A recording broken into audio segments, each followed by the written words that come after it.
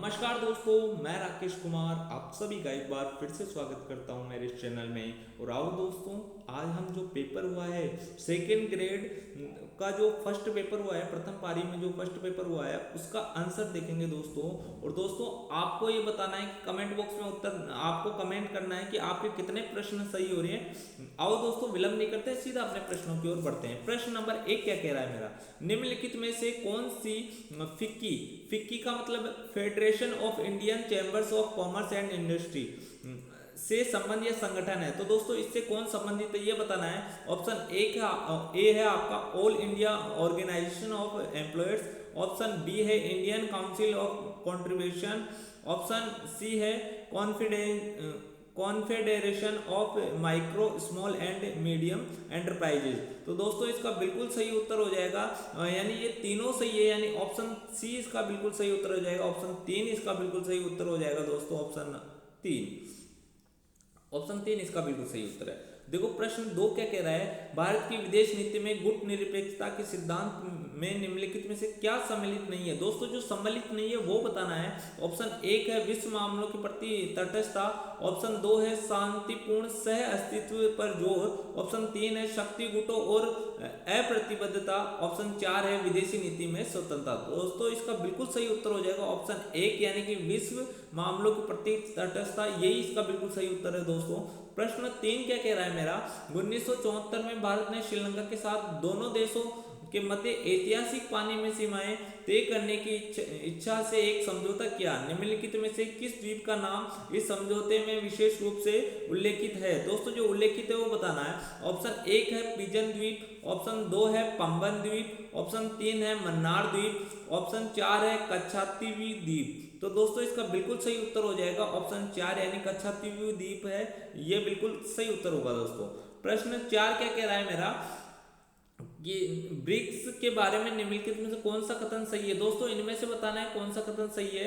Option 1 Bharat ने 2021 में 13वां BRICS शिखर सम्मेलन आयोजित किया, ऑप्शन 2 ब्रिक्स शिखर सम्मेलन 2021 का विषय तथा दृष्टिकोण था ब्रिक्स एट द 21 अत्यंत समग्रता व समिति के लिए ब्रिक्स अंतः सहयोग। ऑप्शन 3 होगा ब्राजील, रुको दोस्तों एक बार नेट ऑफ कर देता हूं मैं इसका, ठीक है।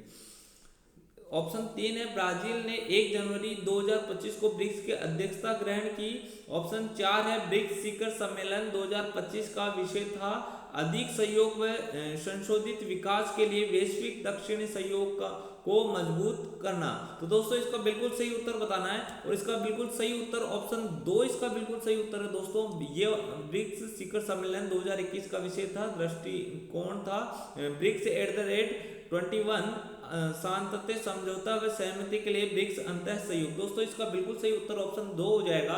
प्रश्न 5 क्या कह रहा है मेरा कि इस महासभा के समक्ष मैं अपनी जनता और अपनी सरकार की ओर से यह कहना चाहता हूं कि हम संयुक्त राष्ट्र संघ के संविधान के सिद्धांतों और सहयोग के प्रति पूर्ण और निष्कलंक प्रतिबद्धता रखते हैं और हम अपनी पूरी क्षमता के साथ उन सिद्धांतों और उद्देश्यों की पूर्ति के लिए कार्य करते हैं का प्रयास करेंगे। निम्नलिखित में से भारत के किस प्रधानमंत्री ने संयुक्त राष्ट्र महासभा में यह वक्तव्य दिया था। तो दोस्तों ऑप्शन 1 है मोरारजी देसाई, ऑप्शन 2 है अटल बिहारी वाजपेयी, ऑप्शन 3 है जवाहरलाल नेहरू और ऑप्शन 4 है लाल बहादुर शास्त्री। तो दोस्तों इसका बिल्कुल सही उत्तर होगा लाल बहादुर शास्त्री, यानी ऑप्शन 3 इसका बिल्कुल सही उत्तर हो जाएगा दोस्तों, ऑप्शन नंबर 3। अब देखो प्रश्न 7-6 क्या कह रहा है मेरा कि विश्व व्यापार संगठन में दोहा दौर की वार्ताओं के जुलाई 2006 में निलंबन के बाद ओस्लो समूह नामक एक वैकल्पिक 6 का समूह बनाया गया। इस समूह में शामिल नहीं है। दोस्तों जो शामिल नहीं था वो बताना है।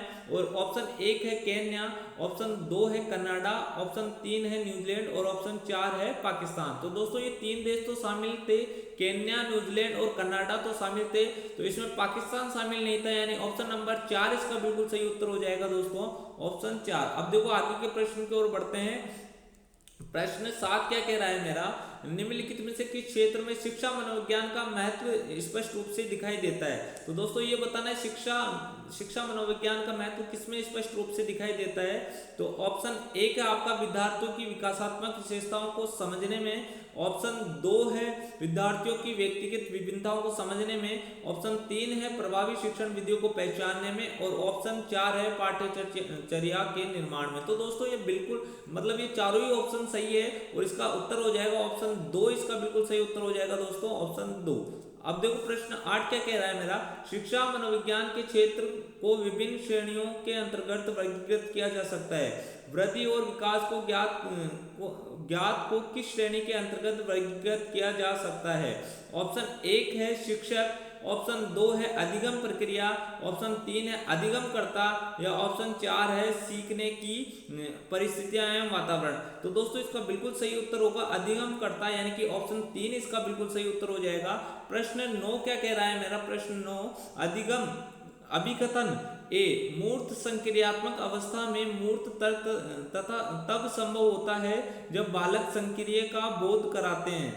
और कारण दे रखा है, संक्रिया वे शक्तिशाली नियमों का समुच्चय है जो सूचनाओं को एक विचार से दूसरे विचार में स्थानांतरित करती है। तो दोस्तों इसका बिल्कुल सही उत्तर हो जाएगा ए और आर दोनों सही है और आर एक ही सही व्याख्या कर रहा है, यानी ऑप्शन 3 इसका बिल्कुल सही उत्तर हो जाएगा दोस्तों ऑप्शन 3। प्रश्न 10 क्या कह रहा है मेरा, पियाजे के अनुसार संज्ञानात्मक विकास की किस अवस्था में बालकों में भाषा का विकास ठीक प्रकार से प्रारंभ हो जाता है तथा भाषा अभिव्यक्ति का माध्यम बनने लग जाती है? तो दोस्तों ऑप्शन ए का आपका पूर्व संक्रियात्मक अवस्था, ऑप्शन 2 है औपचारिक संक्रियात्मक अवस्था, ऑप्शन 3 है इंद्रिय जनित गामक अवस्था, और ऑप्शन 4 है मूर्त संक्रियात्मक अवस्था। तो दोस्तों इसका बिल्कुल सही उत्तर है पूर्व संक्रियात्मक अवस्था, यानी कि ऑप्शन नंबर 1 इसका बिल्कुल सही उत्तर हो जाएगा। अब देखो आगे के प्रश्न की ओर बढ़ते हैं। प्रश्न क्या कह रहा है, 11वां हो गया दोस्तों, 11वां प्रश्न यहीं पे है दोस्तों। 11वां प्रश्न क्या कह रहा है मेरा, कोलबर्ग के नैतिक विकास सिद्धांत के अनुसार आत्म परिपूरक पारस्परिकता नैतिक विकास के किस चरण की विशेषता है? तो दोस्तों ऑप्शन 1 है दंड एवं आज्ञाकारिक उन्मुक्ता, ऑप्शन 2 है सामाजिक व्यवस्था संरक्षण उन्मुक्ता, ऑप्शन 3 है सामाजिक अनुबंधन उन्मुक्ता, ऑप्शन 4 है सगनात्मक सापेक्षवादी उन्मुक्ता। तो दोस्तों इसका बिल्कुल सही उत्तर है सामाजिक व्यवस्था संरक्षण उन्मुक्ता, यानी ऑप्शन 2 इसका बिल्कुल सही उत्तर हो जाएगा। अब देखो हम बढ़ते हैं प्रश्न 12 की ओर। प्रश्न 12 क्या कह रहा है, प्रश्न 12 निम्नलिखित में कौन व्यक्तित्व के जैव शारीरिक उपागम से संबंधित नहीं है? जो संबंधित नहीं है वो बताना है दोस्तों। ऑप्शन 1 है शेल्डन, ऑप्शन 2 है आलपोर्ट, और ऑप्शन 3 है हिप्पोक्रेटस, और ऑप्शन 4 है गैलन। तो दोस्तों इसका बिल्कुल सही उत्तर हो जाएगा, आलपोर्ट नहीं है, बाकी ये तीनों है, यानी ऑप्शन 2 इसका बिल्कुल सही उत्तर हो जाएगा। प्रश्न 13 क्या कह रहा है मेरा, आल्बर्ट बांडुरा ने अपने अध्ययन में पाया कि अधिगम वास्तविक प्रदर्शन के बिना भी हो सकता है। तो दोस्तों इसे इस रूप में संदर्भित किया जा सकता है, किस रूप में संदर्भित किया जा सकता है ये बताना है आपको। ऑप्शन 1 है अधिगम विभेदीकरण, ऑप्शन 2 है प्रयास एवं त्रुटि अधिगम, ऑप्शन 3 है अंतर्दृष्टि अधिगम, ऑप्शन 4 है संज्ञानात्मक अधिगम। तो दोस्तों इसका बिल्कुल सही उत्तर है संज्ञानात्मक अधिगम, यानी ऑप्शन 4 इसका बिल्कुल सही उत्तर हो जाएगा। प्रश्न 14 क्या कह रहा है मेरा, प्रश्न 14 निम्नलिखित में से कौन सा कथन अधिगम के बारे में सही है? अधिगम के बारे में जो सही कथन है वो बताना है दोस्तों। ऑप्शन 1 है परिपक्वता द्वारा व्यवहार परिवर्तन भी अधिगम कहलाता है, ऑप्शन 2 अधिगम व्यवहार में सापेक्षिक अस्थायी परिवर्तन होता है, ऑप्शन 3 है अधिगम एक उत्पाद है ना कि प्रक्रिया, और ऑप्शन 4 है अधिगम से तात्पर्य उन परिवर्तनों से है जो अभ्यास एवं अनुभवों के फलस्वरूप होता है। तो दोस्तों इसका बिल्कुल सही उत्तर ऑप्शन 4 इसका बिल्कुल सही उत्तर हो जाएगा दोस्तों। और ये एक डेफिनेशन भी है, आपको कमेंट बॉक्स में बताना है ये किस वैज्ञानिक ने ये परिभाषा दी थी। प्रश्न 15 देखो, शिक्षक अधिगमकर्ता की मानसिक तत्परता हेतु अनुदेशन कार्यों पर केंद्रित समस्या परिस्थिति का नाटकीकरण कर रहा है। शिक्षक से निर्मितवाद उपागम के अनुसार निम्न चरण है। तो दोस्तों आपको बताना है कौन कौन से चरण है। ऑप्शन 1 है संलग्न करना, ऑप्शन 2 है खोज करना, ऑप्शन 3 है व्याख्या करना, या ऑप्शन 4 है विस्तार करना। तो दोस्तों इसका बिल्कुल सही उत्तर है संलग्न करना, यानी कि ऑप्शन 1 इसका बिल्कुल सही उत्तर हो जाएगा, ऑप्शन 1। आओ दोस्तों आगे के प्रश्न की ओर बढ़ते हैं। प्रश्न नंबर 16, प्रश्न नंबर 16 प्रश्न नंबर 16 क्या कह रहा है, एक शिक्षक कक्षा में देखता है कि एक बच्चा स्थानिक बुद्धि में तेज है, इस बच्चे के अधिगम को सबसे अच्छी तरह कौन सी गतिविधि सहारा देगी। ऑप्शन 1 है त्रिआयामी मॉडल का अभिकल्पन, ऑप्शन 2 है निबंध लेखन, ऑप्शन 3 है ऐतिहासिक तिथियों याद करना, ऑप्शन 3 है गणितीय समस्याओं को हल करना। तो दोस्तों इसका बिल्कुल सही उत्तर होगा त्रिआयामी मॉडल का अभिकल्पन करना, यानी ऑप्शन 1 इसका बिल्कुल सही उत्तर हो जाएगा दोस्तों। प्रश्न 17 क्या कह रहा है मेरा, 16 व्यक्तित्व कारक प्रभावशाली के संदर्भ में निम्नलिखित में से कौन सा कथन सही नहीं है। दोस्तों जो सही नहीं है वो बताना है आपको। ऑप्शन 1 है आपका वह शील गुण उपागम पर आधारित है, ऑप्शन 2 है ये एक प्रक्षेपी परीक्षण नहीं है, ऑप्शन 3 है ये प्रकार उपागम पर आधारित है, ऑप्शन 4 है इसमें 16 द्विध्रुवीय कारक सम्मिलित है। दोस्तों इसका बिल्कुल सही उत्तर है वही शील गुण उपागम पर आधारित, यानी ये ऑप्शन 1 इसका बिल्कुल सही उत्तर हो जाएगा दोस्तों। प्रश्न 18 क्या कह रहा है मेरा, जब कोई वयस्क अपनी इच्छाओं प्रेरणाओं एवं व्यवहारों को बाल्यावस्था की इच्छाओं प्रेरणाओं एवं व्यवहारों के अनुकूल बना लेता है तो इसे कहा जाता है। तो दोस्तों इसको क्या कहा जाता है ये बताना आपको। ऑप्शन 1 है आत्मीकरण, ऑप्शन 2 है उदात्तीकरण, ऑप्शन 3 है रूपांतरण, ऑप्शन 4 है प्रतिगमन। तो दोस्तों इसका बिल्कुल सही उत्तर हो जाएगा ऑप्शन 4, यानी कि प्रतिगमन होता है। दोस्तों ये वाली चीजें आप पढ़ चुके हो पहले, मैं आपको समझाने के मोटिव से नहीं आया, मैं सिर्फ उत्तर बताने आया हूं दोस्तों, उत्तर बता रहा हूं दोस्तों मैं आपको। अब देखो प्रश्न 19 क्या कह रहा है मेरा, किसी विद्यार्थी द्वारा अपनी समस्याओं के संबंध में परिकल्पना बनाने संबंधी मानसिक प्रक्रिया स्टर्नबर्ग के त्रितंत्रीय बुद्धि सिद्धांत के आधार पर किस घटक के अंतर्गत सम्मिलित है। तो दोस्तों ये बताना है किस घटक के अंतर्गत सम्मिलित है। ऑप्शन 1 है निष्पादन घटक, ऑप्शन 2 है संदर्भात्मक घटक, ऑप्शन 3 है ज्ञान संग्रहण घटक, या ऑप्शन 4 है मेटा घटक। तो दोस्तों इसका बिल्कुल सही उत्तर है ऑप्शन 4 यानी मेटा घटक, इसका बिल्कुल सही उत्तर हो जाएगा दोस्तों। अब हम बढ़ते हैं प्रश्न नंबर 20 की ओर। प्रश्न 20 क्या कह रहा है मेरा, देखो प्रश्न 20, निम्नलिखित में से शिक्षक के द्वारा किया गया कौन सा कार्य व्यक्तिक विभिन्नता के महत्व को इंगित नहीं करता है। ऑप्शन 1 है आपका सभी के लिए समान निष्पादन स्तर तय करना, ऑप्शन 2 है अध्ययन विधियों में विभिन्नता रखना, ऑप्शन 3 है रुचिपूर्ण गृह कार्य देना, ऑप्शन 4 है व्यवसायिक निर्देशन देना। तो दोस्तों इसका बिल्कुल सही उत्तर है सभी के लिए समान निष्पादन स्तर तय करना, यानी ऑप्शन 1 इसका बिल्कुल सही उत्तर हो जाएगा दोस्तों, ऑप्शन 1। अब देखो प्रश्न 21वां क्या कह रहा है मेरा, कि पीयूष के पास दूसरों की भावनाओं को प्रबंधित करने का कौशल है, यह अवलोकन संवेगात्मक बुद्धि के किस घटक को इंगित करता है। तो दोस्तों ऑप्शन 1 है अंतर्व्यक्तिक प्रबंधन, ऑप्शन 2 है अंतःव्यक्तिक प्रबंधन, ऑप्शन 3 है संवेगात्मक लब्धि, ऑप्शन 4 है अंतःव्यक्तिक जागरूकता। दोस्तों इसका बिल्कुल सही उत्तर है अंतर्व्यक्तिक प्रबंधन, यानी ऑप्शन 1 इसका बिल्कुल सही उत्तर हो जाएगा दोस्तों।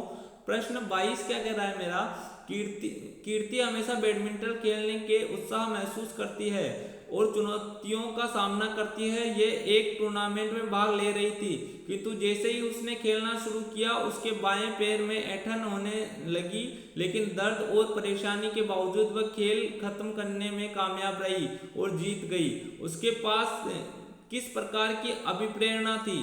तो ये बताना दोस्तों उसके पास किस प्रकार की अभिप्रेरणा थी। ऑप्शन 1 है द्वितीयक, ऑप्शन 2 है आंतरिक, ऑप्शन 3 है बाह्य और ऑप्शन 4 है अर्जित। तो दोस्तों ऑप्शन मतलब आंतरिक, उसके पास आंतरिक अभिप्रेरणा है, ऑप्शन 2 इसका बिल्कुल सही उत्तर हो जाएगा दोस्तों, ऑप्शन 2। प्रश्न 23 क्या कह रहा है मेरा, एक अर्जित अभिप्रेरणा जिससे प्रेरित होकर बालक अपने कार्य को इस ढंग से करता है कि उसे अधिक से अधिक सफलता मिल सके कहलाती है। तो ऑप्शन 1 है अनुमोदन अभिप्रेरणा, ऑप्शन 2 है सत्ता अभिप्रेरणा, ऑप्शन 3 है संबंधन अभिप्रेरणा, या ऑप्शन 4 है उपलब्धि अभिप्रेरणा। तो दोस्तों ऑप्शन 4 इसका बिल्कुल सही उत्तर हो जाएगा, उपलब्धि अभिप्रेरणा। अब देखो प्रश्न 24 की ओर बढ़ते हैं दोस्तों। प्रश्न 24 क्या कह रहा है, प्रश्न 24, निम्नलिखित में से कौन सा प्रावधान प्रतिभाशाली बच्चों की शिक्षा के लिए उपयोगी है? तो ऑप्शन 1 है संवर्धन कार्यक्रम, ऑप्शन 2 है त्वरण, ऑप्शन 3 है पुल आउट दृष्टिकोण, ऑप्शन 4 है उपचारात्मक अनुदेशन। तो दोस्तों इसमें से ये मतलब ये उपचारात्मक अनुदेशन नहीं है, बाकी तीनों सही है, यानी ऑप्शन 1 इसका बिल्कुल सही उत्तर हो जाएगा। ये इसको छोड़कर बाकी तीनों चीजें सही है, यानी ऑप्शन 1 इसका बिल्कुल सही उत्तर हो जाएगा दोस्तों। प्रश्न 25 क्या कह रहा है? निम्नलिखित में से कौन सा किसी व्यक्ति के दृष्टिकोण में परिवर्तन लाने के लिए उपयुक्त नहीं है? तो दोस्तों कौन सा उपयुक्त नहीं है ये बताना है आपको। ऑप्शन 1 है उसकी अभिवृत्ति व विश्वासों से संबंधित जन प्रतिबद्धता अतिरिक्त सूचनाओं द्वारा उसकी अभिवृत्ति में अधिक परिवर्तन लाती है। ऑप्शन 2 है जब व्यक्ति सक्रिय भागीदारी के माध्यम से जानकारी प्राप्त करता है तो दृष्टिकोण परिवर्तन अधिक होता है। ऑप्शन 3 है जब आकर्षक और प्रभावशाली जानकारी व्यक्ति को दी जाती है। ऑप्शन 4 है समूह चर्चा द्वारा दृष्टिकोण परिवर्तन की वकालत करना। तो दोस्तों इसका बिल्कुल सही उत्तर है ऑप्शन 1 इसका बिल्कुल सही उत्तर हो जाएगा। उसकी अभिवृत्ति व विश्वासों से संबंधित जन प्रतिबद्धता अतिरिक्त सूचनाओं द्वारा उसकी अभिवृत्ति में अधिक परिवर्तन लाती है, यानी ऑप्शन 1 इसका बिल्कुल सही उत्तर होगा दोस्तों। प्रश्न नंबर 26 और प्रश्न नंबर 26 क्या कह रहा है मेरा? वह अभिप्रेरक शक्ति जो हमारे ध्यान को आकर्षित कर उसे किसी वस्तु उद्दीपन या कार्य विशेष के संपादन में बराबर बनाए रखकर हमें वांछित उद्देश्य की पूर्ति में सहयोग प्रदान करती है कहलाती है। तो दोस्तों क्या कहलाती है ये बताना है। ऑप्शन 1 है आदत, ऑप्शन 2 है आत्म प्रत्यय, ऑप्शन 3 है रुचि या ऑप्शन 4 है अभिवृत्ति। तो दोस्तों ऑप्शन 3 इसका बिल्कुल सही उत्तर होगा, यानी कि रुचि इसका बिल्कुल सही उत्तर हो जाएगा दोस्तों। अब हम बढ़ते हैं प्रश्न नंबर 27 और प्रश्न नंबर 27 क्या कह रहा है मेरा कि धोकड़ा, पलाश, तेंदू और सेमल के वृक्ष किस प्रकार के वन में पाए जाते हैं? तो दोस्तों ये बताना है आपको। ऑप्शन 1 है मिश्रित पतझड़ वन, ऑप्शन 2 है अर्ध उष्ण सदाबहार वन, ऑप्शन 3 है शुष्क सदाबहार वन, शुष्क सागवान वन और ऑप्शन 4 है उष्ण कटिबंधीय कंटीले वन। तो दोस्तों मिश्रित पतझड़ वन यानी ऑप्शन 1 इसका बिल्कुल सही उत्तर हो जाएगा। ऑप्शन 1 इसका बिल्कुल सही उत्तर होगा। प्रश्न 28 क्या कह रहा है मेरा? राज 171 तथा मोती उन्नत किस्में है, तो ये बताना है किसकी उन्नत किस्में है। ऑप्शन 1 है ज्वार की, ऑप्शन 2 है गेहूं की, ऑप्शन 3 है मक्का की, ऑप्शन 4 है बाजरा की। तो दोस्तों इसका बिल्कुल सही उत्तर होगा बाजरा, यानी ऑप्शन 4 इसका बिल्कुल सही उत्तर हो जाएगा दोस्तों। प्रश्न 29 और प्रश्न 29 क्या कह रहा है मेरा? अरावली पर्वत के संबंध में निम्नलिखित में से कौन सा तथ्य असत्य है? दोस्तों जो असत्य है वो बताना है आपको। ऑप्शन 1 इसकी उत्पत्ति प्री कैम्ब्रियन युग से हुई थी, यानी ये बिल्कुल सही है। ऑप्शन 2 वर्तमान में अरावली अपशिष्ट प्रक्रिया के रूप में है। ऑप्शन 3 है ये विश्व के प्राचीनतम पर्वतों से एक है, यानी ये तीनों सही है दोस्तों। ऑप्शन 4 देखो इसकी तुलना यूएसए के रॉकी पर्वत से की, यानी ये ऑप्शन 4 इसका गलत है, बिल्कुल सही उत्तर ऑप्शन 4 होगा दोस्तों। ऑप्शन 4। प्रश्न 30 क्या कह रहा है मेरा? राजस्थान के किस जिला समूह के 40 सेंटीमीटर की समवर्षा रेखा गुजरती है? तो दोस्तों ये बताना है 40 से भी कम वाली जो सीमा रेखा वर्षा रेखा गुजरती है वो कहां से गुजरती है। ऑप्शन 1 है सीकर नागौर जालोर, ऑप्शन 2 है सीकर अजमेर सिरोही, ऑप्शन 3 है दौसा टोंक भीलवाड़ा या ऑप्शन 4 है अलवर जयपुर उदयपुर। तो दोस्तों ऑप्शन 1 सीकर नागौर जालोर यानी ऑप्शन 1 इसका बिल्कुल सही उत्तर हो जाएगा दोस्तों। प्रश्न 31 और प्रश्न 31 क्या कह रहा है मेरा? निम्नलिखित में से कौन सी एक बनास नदी की दाहिने तट की सहायक नदी है? तो ऑप्शन 1 है आपका खारी, ऑप्शन 2 है डाई, ऑप्शन 3 है कोठारी और ऑप्शन 4 है बेड़च। तो दोस्तों इसका बिल्कुल सही उत्तर हो जाएगा बेड़च, यानी कि ऑप्शन 4 इसका बिल्कुल सही उत्तर हो जाएगा। अब आओ दोस्तों हम बढ़ते हैं प्रश्न नंबर 32 की ओर। प्रश्न नंबर 32 क्या है? देखो सूची 1 को सूची 2 से सम्मिलित कीजिए तथा सही उत्तर का चयन नीचे दिए गए कूट से कीजिए। ऑप्शन इधर दे रखा है दोस्तों, आपको मिलाना है। तो दिलवाड़ा आबू पर्वत में है, नाकोड़ा बालोतरा में है और रामेश्वरम धाम सवाई माधोपुर में है ही दोस्तों, और त्रिपुरा सुंदरी बांसवाड़ा में है ही। तो आप इसमें देखोगे प्रश्न नंबर 32 में ऑप्शन नंबर 1 इसका बिल्कुल सही उत्तर हो जाएगा दोस्तों। 1 में 3 2 जगह हैं और 2 में 1 ये और 3 में हो रहा है 4, ये 3 में 4। तो दोस्तों ऑप्शन 1 इसका बिल्कुल सही उत्तर हो जाएगा। प्रश्न 33 क्या कह रहा है मेरा, निम्नलिखित में से किस नस्ल के गोवंश दुग्ध उत्पादक तथा अच्छे बेलों के लिए जाने जाते हैं और अधिकांशतः बाड़मेर, पाली, सिरोही तथा सांचौर में पाए जाते हैं? तो ऑप्शन 1 है मालवी, ऑप्शन 2 है गिर, ऑप्शन 3 है कांकरेज या ऑप्शन 4 है आपका राठी। तो दोस्तों कांकरेज इसका बिल्कुल सही उत्तर है, यानी ऑप्शन 3 इसका बिल्कुल सही उत्तर है। प्रश्न 34 क्या कह रहा है मेरा, जनगणना 2011 के अनुसार निम्नलिखित में से किस जिले की कुल जनसंख्या में नगरीय जनसंख्या को प्रतिशत सर्वाधिक है? तो दोस्तों ये बताना है किसमें सर्वाधिक प्रतिशत है नगरीय जनसंख्या का। तो ऑप्शन 1 है चूरू, ऑप्शन 2 है अजमेर, ऑप्शन 3 है जोधपुर और ऑप्शन 4 है बीकानेर। तो अजमेर इसका बिल्कुल सही उत्तर है दोस्तों, यानी कि ऑप्शन 2 इसका बिल्कुल सही उत्तर हो जाएगा दोस्तों।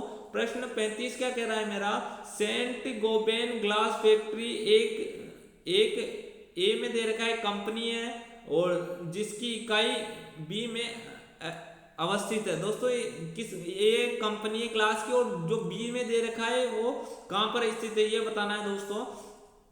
तो देखो इसमें ये फ्रेंच सी ये भिवाड़ी में स्थित है दोस्तों, अलवर भिवाड़ी में स्थित है और ये फ्रेंच की, यानी ऑप्शन सी इसका बिल्कुल सही उत्तर हो जाएगा दोस्तों। अब हम बढ़ते हैं प्रश्न नंबर 36 की ओर। प्रश्न 36 क्या कह रहा है मेरा, रज्जिल किस प्रतिहार शाखा से संबंधित था दोस्तों?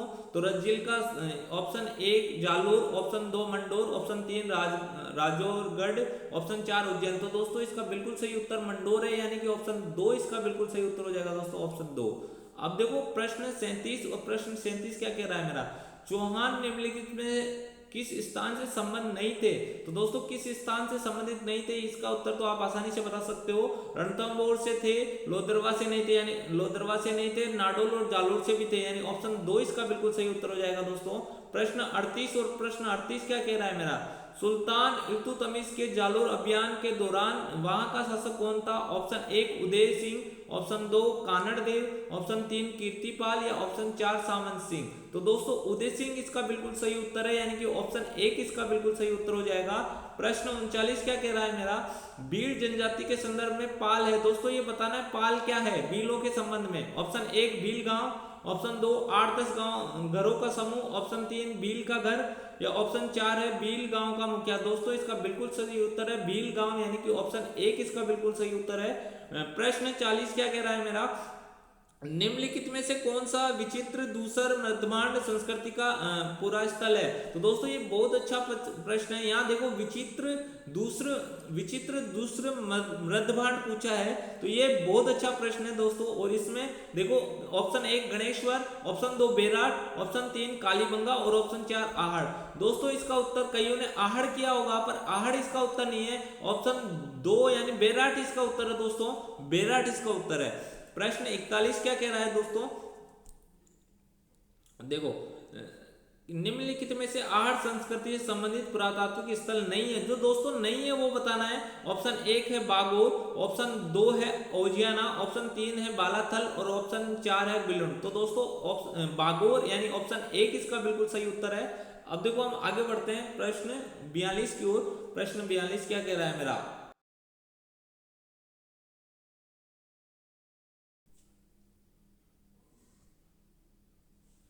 प्रश्न 42 क्या कह रहा है, देखो जयपुर प्रजामंडल को वैधानिक मान्यता दिलाने के लिए फरवरी 1939 में किसके नेतृत्व में सविनय अवज्ञा आंदोलन चलाया गया था?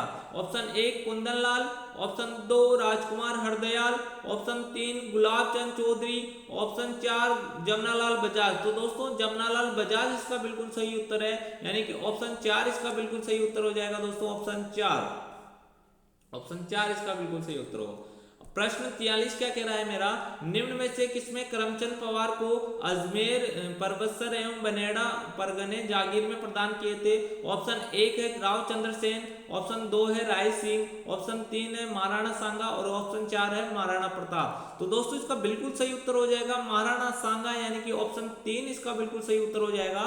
प्रश्न 44 और प्रश्न 44 क्या कह रहा है मेरा, 1565 में मुगलों से रणीसर की लड़ाई निम्न में से किस शासक ने लड़ी थी? दोस्तों देखो ये वाला क्वेश्चन नया क्वेश्चन है, इस चीज को आप ध्यान रखना। और ये चीजें आपने पढ़ी होगी कि रानीसर की लड़ाई निम्न में से किस शासक ने लड़ी थी। तो दोस्तों इसका बिल्कुल सही उत्तर हो जाएगा राव चंद्र सेन, यानी ऑप्शन 4 इसका बिल्कुल सही उत्तर हो जाएगा दोस्तों। प्रश्न 45 और प्रश्न 45 क्या कह रहा है? 1857 ईस्वी के संघर्ष में कोटा में ब्रिटिश रेजिडेंसी पर हमले के दौरान क्रांतिकारियों ने रेजिडेंट मेजर बर्टन के साथ निम्नलिखित में से किस व्यक्ति की हत्या की थी? तो दोस्तों ऑप्शन 1 है पॉलिटिकल एजेंट मैकफर्सन, ऑप्शन 2 है निक्सन, ऑप्शन 3 है मैकमेसन और ऑप्शन 4 है सेडसन। तो दोस्तों इसका बिल्कुल सही उत्तर है सेडलर, यानी ऑप्शन 4 इसका बिल्कुल सही उत्तर है दोस्तों, ऑप्शन 4। अब देखो हम प्रश्न 46 की ओर बढ़ते हैं। प्रश्न 46 क्या कह रहा है मेरा? प्रश्न 46, लोक देवताओं के निम्नलिखित युगों में से कौन सा युग्म सही नहीं है? दोस्तों जो सही नहीं है वो बताना है। गोगाजी चौहान वंश से थे, रामदेव जी तंवर से थी, हड़बूजी पवार नहीं थे दोस्तों, पाबूजी राठौड़ थे, यानी ऑप्शन 3 इसका बिल्कुल सही उत्तर हो जाएगा दोस्तों। हड़बूजी पवार नहीं थे, ये भी राठौड़ ही थे।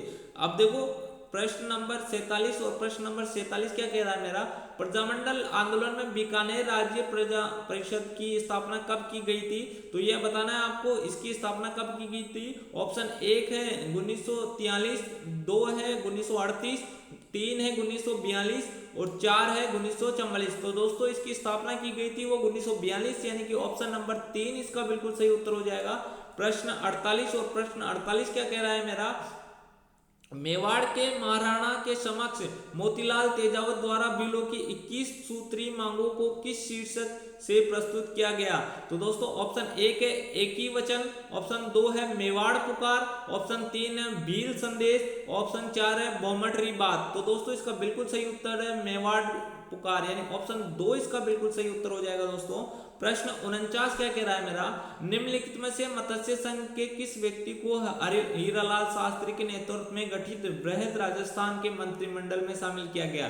तो दोस्तों बृहद राजस्थान के मंत्रिमंडल में किसे शामिल किया गया था? ऑप्शन 1 है मास्टर भोलनाथ, ऑप्शन 2 है इंद्रजीत सिंह आजाद, ऑप्शन 3 है लाला काशीराम और ऑप्शन 4 है बाबू शोभाराम। तो दोस्तों इसका बिल्कुल सही उत्तर है बाबू शोभाराम, यानी कि ऑप्शन 4 इसका बिल्कुल सही उत्तर हो जाएगा। अब हम बढ़ते हैं प्रश्न 50 की ओर। प्रश्न 50 क्या कह रहा है? दधिमती माता का मेला किस स्थान पर आयोजित किया जाता है? दोस्तों ये बताना। ऑप्शन 1 है पर्वतसर, ऑप्शन 2 है शाहपुरा, ऑप्शन 3 है दुलेब और ऑप्शन 4 है गोट मांगलोद। तो दोस्तों इसका बिल्कुल सही उत्तर है ऑप्शन 4, यानी कि गोट मांगलोद में किया जाता है। अब देखो प्रश्न 51वां प्रश्न क्या कह रहा है? पुत्र जन्म के 10वें दिन किस रिवाज से मनाया जाता है? ऑप्शन 1 है जड़ूला, ऑप्शन 2 है ढूंढ, ऑप्शन 3 है दसोटन और ऑप्शन 4 है जामना। तो दोस्तों इसका बिल्कुल सही उत्तर है ऑप्शन 3, यानी कि दसोटन करा जाता है वो। ये आप ऐसे भी 10वें दिन दसोटन ऐसे आप रिलेट करके याद रख सकते हो दोस्तों। प्रश्न 52, राजस्थान में निम्नलिखित संतों में से रामानंदी संप्रदाय की रेवासा पीठ के संस्थापक कौन थे? तो दोस्तों ऑप्शन 1 है रामानुज, ऑप्शन 2 है स्वामी कृष्णदास और ऑप्शन 3 है अग्रदास, ऑप्शन 4 है रामानंद। तो दोस्तों इसका बिल्कुल सही उत्तर है स्वामी कृष्णदास, यानी ऑप्शन 2 इसका बिल्कुल सही उत्तर है दोस्तों, ऑप्शन 2। अब देखो प्रश्न 53 क्या कह रहा है? निम्नलिखित में से किस दुर्ग में सूरज प्रकाश, खुशहाल प्रकाश, लक्ष्मी प्रकाश, बसंत प्रकाश नामक भवन स्थित है? तो ऑप्शन 1 है बाला किला, ऑप्शन 2 है नाहरगढ़, ऑप्शन 3 है जूनागढ़ या ऑप्शन 4 है मेहरानगढ़। तो दोस्तों इसका बिल्कुल सही उत्तर है ऑप्शन 2, यानी कि नाहरगढ़ है, उसमें ये सब उपस्थित है दोस्तों। अब प्रश्न 54 क्या कह रहा है मेरा? चित्रकार साहिब दी। अब दोस्तों ये साहिब दी दिया है, राजस्थान किस चित्रकला शैली से संबंधित थे? तो दोस्तों मेरे हिसाब से ये एक साहिब दीन है, वो साहिब दीन का ही नाम साहिब दी लिखा है। बाकी फाइनल आंसर इससे पता पड़ेगा इसका उत्तर रियल क्या है। बाकी साहिब दीन है तो इसका उत्तर मेवाड़ होगा दोस्तों, यानी ऑप्शन 4 इसका उत्तर हो जाएगा दोस्तों, ऑप्शन 4। अब देखो हम आगे की प्रश्न की ओर बढ़ते हैं। प्रश्न 55 क्या कह रहा है मेरा? निम्नलिखित किस संविधान संशोधन द्वारा संविधान में यह जोड़ा गया कि एक व्यक्ति को 2 या अधिक राज्यों का राज्यपाल नियुक्त किया जा सकता है? ऑप्शन 1 है 12वां संशोधन 1962, ऑप्शन 2 है 15वां संशोधन 1963, ऑप्शन 3 है 4था संशोधन 1955 और ऑप्शन 4 है सातवां संशोधन 1956। तो दोस्तों ये जोड़ा गया था सातवें संविधान संशोधन 1956, यानी ऑप्शन 4 इसका बिल्कुल सही उत्तर हो जाएगा। प्रश्न 56 देखो क्या कह रहा है, निम्नलिखित लोकगीतों में से कौन से विवाह के अवसर पर गाए जाते हैं। दोस्तों जो विवाह के अवसर पर गाए जाते हैं वो बताने हैं आपको। तो ऑप्शन 1 है जला, ये गाया जाता है। ऑप्शन 2 है परिणीत, ये भी गाया जाता है। ऑप्शन 3 गोरबंद, ये नहीं गाया जाता दोस्तों। और सीठने, ये भी गाया जाता है दोस्तों। 1, 3 और 4 जिस ऑप्शन है, यानी ऑप्शन 1 इसका बिल्कुल सही उत्तर हो जाएगा। प्रश्न 57, और प्रश्न 57 क्या कह रहा है, राजविलास ग्रंथ के लेखक कौन थे। राजविलास ग्रंथ के लेखक कौन थे। ऑप्शन 1 मान कवि, ऑप्शन 2 वीरबाण, ऑप्शन 3 केशव दास, या ऑप्शन 4 तेज कवि। तो दोस्तों इसका बिल्कुल सही उत्तर है मान कवि, यानी ऑप्शन 1 इसका बिल्कुल सही उत्तर हो जाएगा। अब हम बढ़ते हैं प्रश्न 58, भारत में राज्य के माध्यमिकता का परिश्रमिक किसके द्वारा निर्धारित किया जाता है, ये बताना है दोस्तों। ऑप्शन 1 है आपका राज्य विधानमंडल द्वारा, ऑप्शन 2 है भारत के मुख्य न्यायाधीश द्वारा, ऑप्शन 3 है भारत के राष्ट्रपति द्वारा, या ऑप्शन 4 राज्य के राज्यपाल द्वारा। तो दोस्तों इसका बिल्कुल सही उत्तर है राज्य के राज्यपाल द्वारा, यानी ऑप्शन 4 इसका बिल्कुल सही उत्तर हो जाएगा। अब हम बढ़ते हैं प्रश्न 59 की ओर। प्रश्न 59 क्या कह रहा है, राजस्थान सरकार के मंत्रियों के वेतन तथा भत्तों के बारे में निम्नलिखित कथनों पर विचार कीजिए। तो राजस्थान सरकार के भत्तों के मंत्रियों के भत्ते और वेतन के बारे में विचार करना है दोस्तों। ऑप्शन 1 है राजस्थान सरकार के मंत्रियों के वेतन एवं भत्ते वही होंगे जो भारत की संसद द्वारा समय समय पर कानून निर्धारित होंगे, यानी ये वाली चीज तो सही है दोस्तों। ऑप्शन 2 1 नवंबर 1956 से पूर्व राजस्थान सरकार के मंत्रियों के वेतन एवं भत्ते भारत के संविधान की दूसरी अनुसूची में उल्लेखित है दोस्तों, यानी ये 2 गलत है, यानी 1 सही है। ऑप्शन 1 इसका बिल्कुल सही उत्तर हो जाएगा दोस्तों, 1 सही और दूसरा गलत। अब देखो प्रश्न 60वां पढ़ते हैं अपन। प्रश्न 60 क्या कह रहा है मेरा, प्रश्न निम्नलिखित में कथनों पर विचार कीजिए। निम्नलिखित कथनों पर विचार कीजिए, ये बताना है आपको। पहला क्या कह रहा है, उन्होंने राजस्थान के मुख्यमंत्री के रूप में कार्य किया। ऑप्शन 2 बाद में वे राजस्थान विधानसभा के अध्यक्ष बने। ऑप्शन 3 उन्होंने राजस्थान राज्य वित्त आयोग के अध्यक्ष का पद भी धारित किया। तो दोस्तों इनमें से बताना है किसके बारे में कही गई है ये बातें। ऑप्शन 1 है हरदेव जोशी, ऑप्शन 2 है मोहनलाल सुखाड़िया, ऑप्शन 3 है जगन्नाथ पहाड़िया, ऑप्शन 4 है हीरालाल देवपुरा। तो दोस्तों इसका बिल्कुल सही उत्तर है हीरालाल देवपुरा, यानी ऑप्शन 4 इसका बिल्कुल सही उत्तर हो जाएगा दोस्तों। अब हम बढ़ते हैं प्रश्न 61 की ओर। प्रश्न 61 क्या कह रहा है, राजस्थान लोक सेवा आयोग के सदस्यों की नियुक्ति तथा पदावधि के संबंध में निम्नलिखित में से कौन सा कथन सत्य है। जो सत्य है वो बताना है दोस्तों। ऑप्शन 1 राजस्थान का राज्यपाल कदाचार के आधार पर अध्यक्ष तथा सहयोगी के किसी सदस्य को उसके पद से हटा सकता है। दोस्तों वो राज्यपाल नहीं हटा सकता, उसको राष्ट्रपति हटाता है, इस चीज का ध्यान रखना। आयोग का सदस्य अपना पद संभालने से 6 वर्ष की अवधि तथा 65 वर्ष नहीं है दोस्तों, 62 वर्ष है ये भी गलत है और ये भी गलत है। राजस्थान लोक सेवा आयोग के अध्यक्ष तथा सदस्यों की नियुक्ति राजस्थान के राज्यपाल द्वारा की जाती है दोस्तों। ऑप्शन 3 इसका बिल्कुल सही उत्तर हो जाएगा। नियुक्ति करता है राज्यपाल, हटाता है कदाचार के आधार पर हटाता राष्ट्रपति है, इस चीज का ध्यान रखना दोस्तों। प्रश्न 62 है, राजस्थान सचिवालय पुनर्गठन समिति 1969 का मुख्य उद्देश्य क्या था। ऑप्शन 1 है सेल सिस्टम की समीक्षा, ऑप्शन 2 है बजट निर्माण, ऑप्शन 3 है सचिवालय भवन निर्माण, ऑप्शन 4 है कर्मचारियों की भर्ती। तो दोस्तों ऑप्शन सेल सिस्टम की समीक्षा यानी ऑप्शन 1 इसका बिल्कुल सही उत्तर हो जाएगा। अब हम बढ़ते हैं प्रश्न 63 की ओर। प्रश्न 63 क्या कह रहा है, राजस्थान राज्य मानवाधिकार आयोग के बारे में निम्नलिखित वाक्यों को ध्यान से पढ़िए तथा सही वाक्य चुनिए। जो दोस्तों सही है वो बताना है आपको। ऑप्शन 1 प्रारंभ में इसमें एक अध्यक्ष था, 6 सदस्य का प्रावधान रखा गया था, 6 नहीं था दोस्तों। आयोग की अपनी जॉब एजेंसी है जिसका नेतृत्व न्यूनतम पुलिस पुलिस महानिरीक्षक पद का अधिकारी करता है, यानी न्यूनतम ये योग्यता होनी चाहिए दोस्तों उसकी। ऑप्शन 3 है, इसके गठन की अधिसूचना अक्टूबर 1994 में राज्य सरकार द्वारा जारी की गई थी। ऑप्शन 4 है, राजस्थान राज्य मानवाधिकार आयोग गठन 1995 से क्रियाशील है। तो दोस्तों इसका बिल्कुल सही उत्तर है ऑप्शन दो इसका बिल्कुल सही उत्तर है।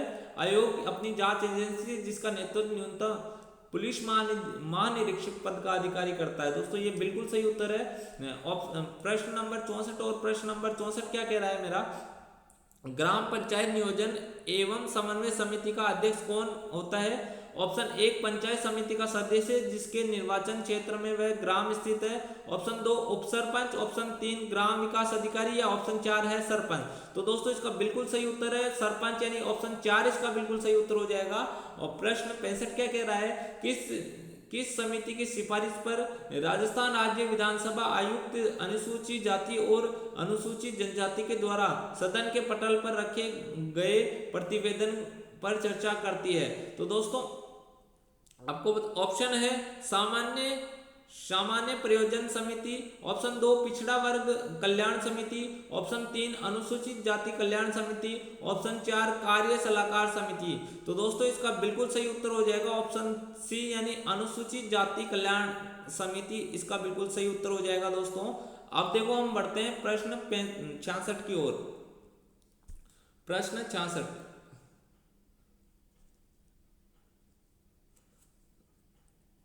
प्रश्न 66, भारत के संविधान के निम्नलिखित में से किन अनुच्छेदों में सांविधिक प्रभाव वाले संकल्पों के लिए उपबंध है। दोस्तों इसका उत्तर मुझे मिला नहीं है, तो इसका उत्तर आप होल्ड रख सकते हो। प्रश्न 67 देखते हैं अपन। प्रश्न 67, राइजिंग राजस्थान पार्टनरशिप कन्वेंशन 2025 का आयोजन प्रस्तावित है। दोस्तों किसमें प्रस्तावित है ये। ऑप्शन 1 11 व 12 दिसंबर 2025। ऑप्शन 2 13 व 14 दिसंबर 2025। ऑप्शन 4 है ऑप्शन 3 है 9 और 10 दिसंबर 2025, 10 और 11 दिसंबर 2025। तो दोस्तों इसका बिल्कुल सही उत्तर है 11 और 12 दिसंबर 2025। ऑप्शन 1 इसका बिल्कुल सही उत्तर है। प्रश्न 68 क्या कह रहा है मेरा, गड़ीसर झील जून 2025 में किस कारण से प्रदेश में चर्चा में रही। तो ये बताना है आपको। ऑप्शन 1 है वंदे गंगा जल संरक्षण व जन अभियान का समापन समारोह। ऑप्शन 2 है मछली की दुर्लभ प्रजाति की खोज। ऑप्शन 3 है रामसर साइट घोषित किया जाना। ऑप्शन 4 है दक्षिण एशिया आर्द्रभूमि सम्मेलन का शुभारंभ। तो दोस्तों ऑप्शन 1 इसका बिल्कुल सही उत्तर हो जाएगा। अब हम बढ़ते हैं प्रश्न 69 की ओर। प्रश्न 69 क्या कह रहा है, राजस्थान सिटी गैस डिस्ट्रीब्यूशन नीति 2025 के संदर्भ में निम्नलिखित कथनों पर विचार कीजिए, हम सही विकल्प चुनिए। कथन ए है, इस नीति के क्रियान्वयन के लिए विभाग के निदेशक की अध्यक्षता वाली राज्य स्तरीय समिति का गठन किया जाएगा। और कथन बी है, यह नीति 31 मार्च 2030 तक अथवा अन्य नीति लागू होने तक प्रभावी रहेगी। तो दोस्तों ये बताना है दोनों कौन कौन से सही है। तो दोस्तों ये दोनों ही कथन सही है, यानी देखो इसमें ऑप्शन 3 इसका बिल्कुल सही उत्तर हो जाएगा। कथन 1 व कथन 2 दोनों ही सत्य हैं। प्रश्न 70 और प्रश्न 70 क्या कह रहा है मेरा, कि जून 2025 में आयोजित 29वें राज्य स्तरीय भामाशाह सम्मान समारोह में कितने प्रवासी राजस्थानियों को प्रवासी राजस्थानी शिक्षा सम्मेलन आयोजन करने के लिए सम्मानित किया गया। तो दोस्तों ऑप्शन 1 है 15, ऑप्शन 2 है 11, ऑप्शन 3 है 35 और ऑप्शन 4 है 21। तो दोस्तों 11 ऑप्शन 2 इसका बिल्कुल सही उत्तर है, यानी 11 लोगों को सम्मानित किया गया है। प्रश्न 71 और प्रश्न 71 क्या कह रहा है, जुलाई 2025 में राजस्थान उच्च न्यायालय के मुख्य न्यायाधीश के शपथ ग्रहण से पहले राष्ट्रपति द्रौपदी मुर्मू द्वारा राजस्थान उच्च न्यायालय के मुख्य न्यायाधीश नियुक्त करने संबंधी नियुक्ति पत्र और अधिसूचना किसने पढ़ी। तो दोस्तों ऑप्शन 1 उच्च न्यायालय के महापंजीयन चंचल मिश्रा ने।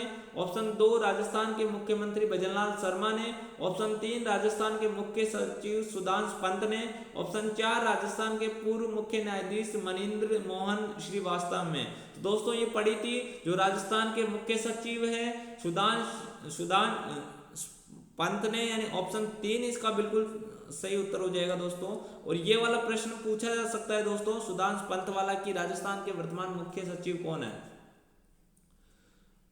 बहत्तरवां प्रश्न क्या कह रहा है? राजस्थान सरकार द्वारा डॉक्टर बाबा साहेब अंबेडकर के जीवन से जुड़ी तीर्थों की निःशुल्क यात्रा करवाई जा रही है, जिसके संदर्भ में निम्नलिखित में से कौन सा कथन सही नहीं है? दोस्तों जो सही नहीं है वो बताना है आपको। और ऑप्शन एक है, इस योजना में बाबा साहेब के जीवन से जुड़े 5 ऐतिहासिक स्थलों की यात्रा करवाई जाएगी। ऑप्शन 2, इस यात्रा का आवास एवं भोजन सहित संपूर्ण व्यय राज्य सरकार द्वारा वहन किया जाएगा। ऑप्शन 3, व्यक्ति आयकर दाता नहीं होना चाहिए। ऑप्शन 4, इस योजना का लाभ प्रदेश के अनुसूचित जाति वर्ग व अनुसूचित जनजाति वर्ग के मूल निवासी प्राप्त कर सकते हैं। तो दोस्तों यही ऑप्शन गलत है, यानी ऑप्शन 4 इसका बिल्कुल सही उत्तर हो जाएगा, बाकी सब इसके सही है। प्रश्न 73, बर्मिंघम में आयोजित विश्व पुलिस और फायर गेम्स 2025 भाला फेंक 28 से 29 श्रेणी प्रतियोगिता में राजस्थान के किस स्वर्ण पदक हासिल किया है? किसने स्वर्ण पदक हासिल किया है ये बताना है दोस्तों। Option 1 Neelam Chaudhary, option 2 Neeru Kapadia, option 3 Uma Chaudhary या ऑप्शन 4 है विनीता साहू। तो दोस्तों जो ये उमा चौधरी, ऑप्शन 3 इसका बिल्कुल सही उत्तर हो जाएगा। उमा चौधरी ने भाला फेंक में स्वर्ण पदक प्राप्त किया है।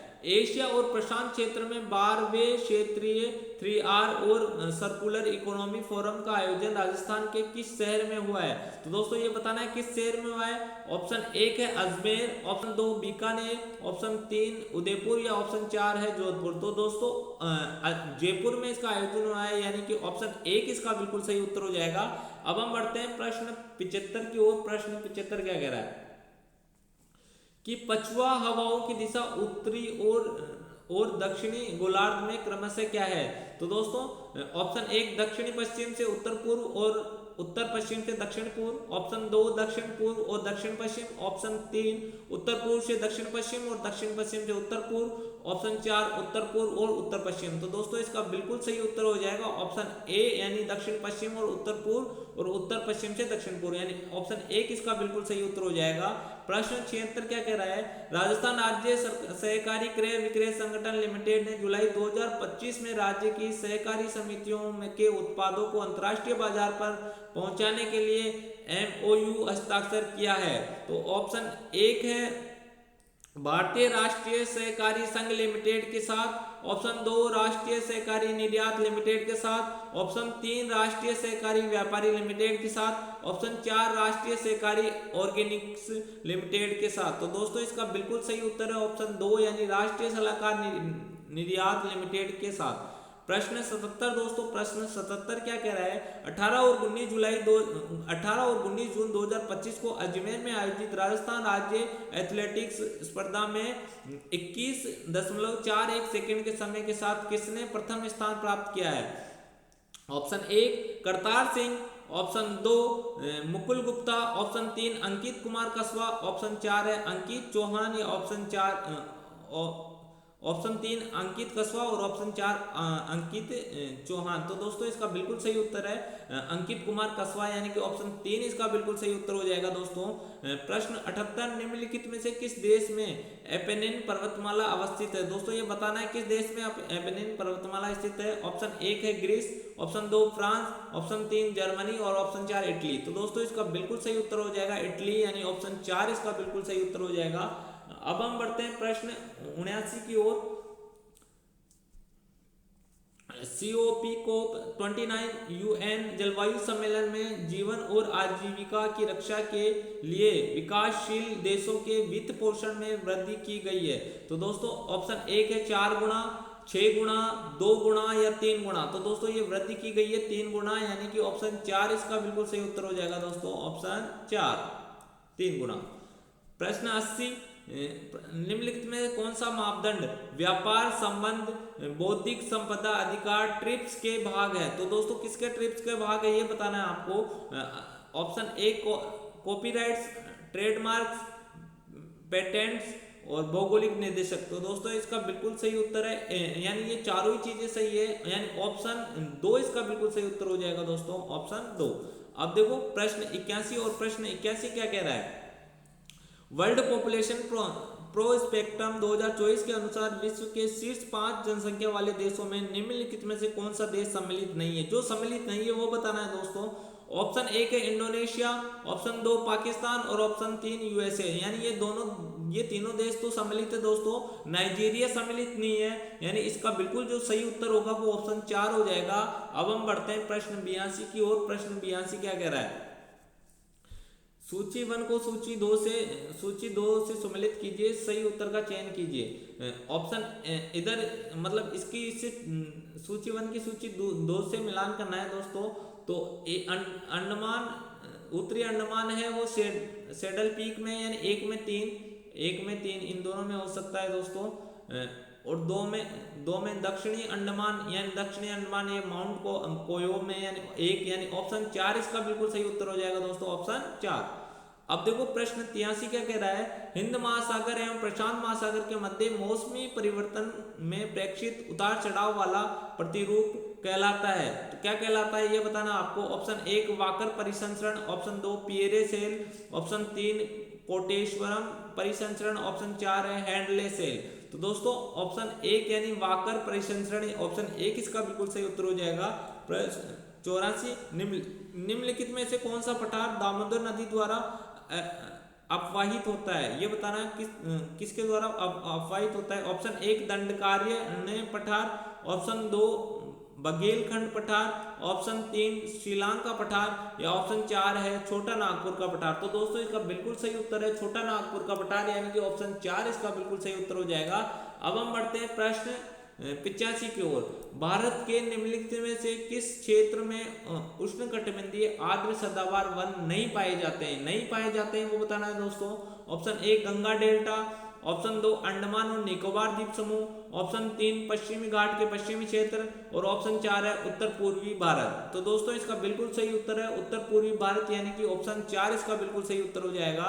अब हम 86 प्रश्न देखते हैं। निम्नलिखित तेल शोधशालाओं को उनकी अवस्थिति के अनुसार पूर्व से पश्चिम में सही क्रम में व्यवस्थित कीजिए। तो दोस्तों पूर्व से पश्चिम की ओर सही व्यवस्थित करना है, तो पहले हो जाएगा डिगबोई, यानी डी देख लो, यानी ऑप्शन 4 इसका बिल्कुल सही उत्तर हो जाएगा दोस्तों, ऑप्शन 4। प्रश्न 87 भारत में स्वतंत्रता के बाद निम्न में से कौन सा कार्यक्रम भूजोतों के उपविभाजन और विखंडन के रोकने के लिए शुरू किया गया। तो दोस्तों कि कौन सा शुरू किया गया था ये बताना है आपको। मरुस्थलों की समाप्ति, ऑप्शन 2 सहकारी और भूजोतों की चकबंदी के कार्यक्रम, ऑप्शन 3 है सामुदायिक विकास कार्यक्रम, और ऑप्शन 4 है भूजोतों का विविधीकरण। तो दोस्तों इसका बिल्कुल सही उत्तर हो जाएगा सहकारिता और भूजोतों की चकबंदी के कार्यक्रम, यानी ऑप्शन 2 इसका बिल्कुल सही उत्तर होगा। अब हम बढ़ते हैं प्रश्न 88 की ओर। प्रश्न 88 क्या कह रहा है मेरा, वित्तीय वर्ष 2023 में भारत में सेवा क्षेत्र के राज्य बार प्रदर्शन के विश्लेषण के विषय में निम्न कथनों को पढ़िए और दिए गए कूटों का उपयोग करते हुए सही उत्तर चुनिए। ऑप्शन 1 सही राज्यों के कुल सेवा क्षेत्र के सकल राज्य मूल्यवर्धन में महाराष्ट्र का हिस्सा 20% से अधिक है। ऑप्शन 2 सभी राज्यों के कुल सेवा क्षेत्र के सफल राज्य मूल्यवर्धन में कर्नाटक, महाराष्ट्र, तमिलनाडु, उत्तर प्रदेश और गुजरात का सम्मिलित हिस्सा 50% से अधिक है।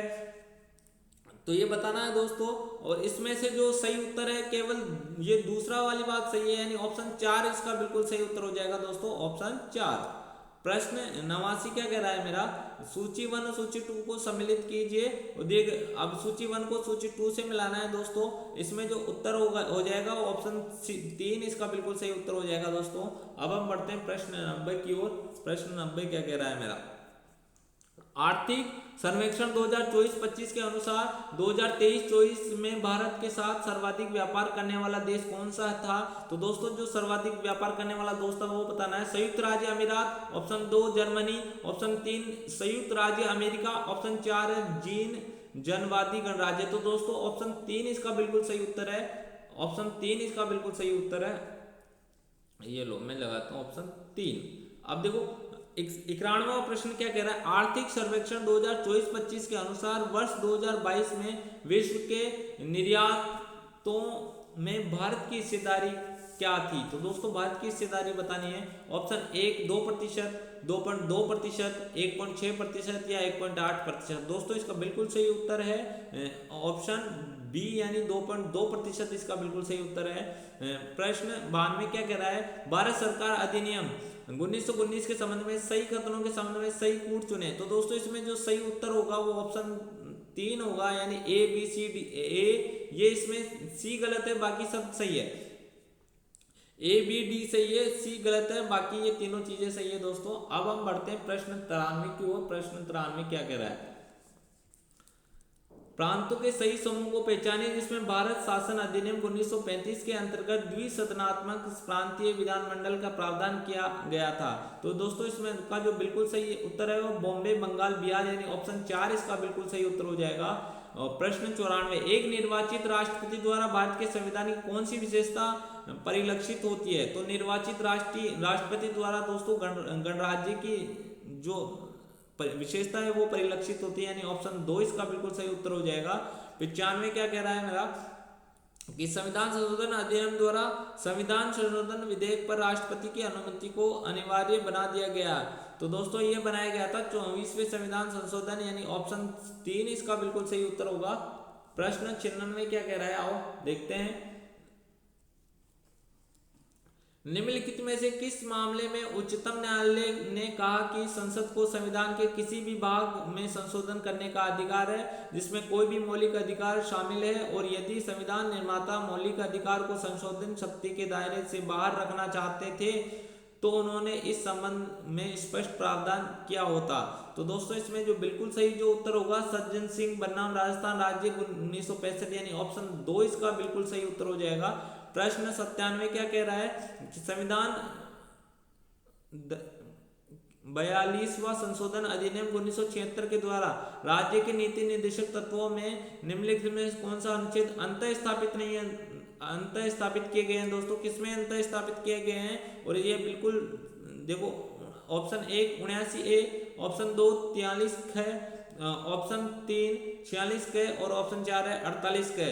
तो दोस्तों इसका बिल्कुल जो सही उत्तर होगा वो 1 और 4, यानी 1 और ये 4 ये सही है, बाकी ये दोनों गलत है, यानी ऑप्शन 3 इसका बिल्कुल सही उत्तर हो जाएगा। प्रश्न 98 क्या कह रहा है, देखो भारतीय संविधान का कौन सा अनुच्छेद राष्ट्रपति को संसद द्वारा पारित गैर धन विधेयक को पुनर्विचार के लिए वापस भेजने का अधिकार देता है? दोस्तों तो ये बताना है। ऑप्शन 1 अनुच्छेद 110, ऑप्शन 2 अनुच्छेद 111, और अनुच्छेद 107 या अनुच्छेद 109। तो दोस्तों अनुच्छेद 111 ये ऐसी अनुमति देता है, यानी ऑप्शन 2 इसका बिल्कुल सही उत्तर हो जाएगा। अब देखो प्रश्न 99, और प्रश्न 99 क्या कह रहा है, किसी राजनीतिक दल को राष्ट्रीय दल के रूप में मान्यता देने के लिए निम्नलिखित में से कौन सी शर्त सही है? दोस्तों जो सही शर्त है वो बतानी है। और यदि कोई दल कम से कम 3 अलग अलग राज्यों से लोकसभा में 2% सीट जीतता है, नहीं ये सही नहीं है। ऑप्शन 2, यदि कोई दल कम से कम 4 अलग अलग राज्यों से लोकसभा में 2% सीट जीतता है, यानी ऑप्शन 2 इसका बिल्कुल सही उत्तर है दोस्तों, ऑप्शन 2। अंतिम प्रश्न और 100वां प्रश्न देखो कि निम्नलिखित में कौन सा सुमेलित नहीं है? जो सुमेलित नहीं है वो बताना है। चौधरी देवीलाल चरण सिंह, दोस्तों यही सुमेलित नहीं है, यानी ऑप्शन 1 ही इसका उत्तर हो जाएगा। और दोस्तों आपको कमेंट बॉक्स में लिखना है कि आपको कितने प्रश्न सही हो रहे हैं, और जो सेकंड पेपर होगा उसी की आंसर की भी मैं जल्दी आप सभी के सामने अपलोड करूंगा। और दोस्तों आप इस चैनल को सब्सक्राइब कर लो जिससे कि आपको सारे पेपर का सॉल्यूशन मिल जाएगा, प्रीवियस ईयर के पेपर मिलेंगे, और मैथ में अगर नई नई ट्रिक्स आएगी वो मैं आपको सिखाऊंगा दोस्तों। धन्यवाद, मिलते हैं एक नई वीडियो में नई क्लास।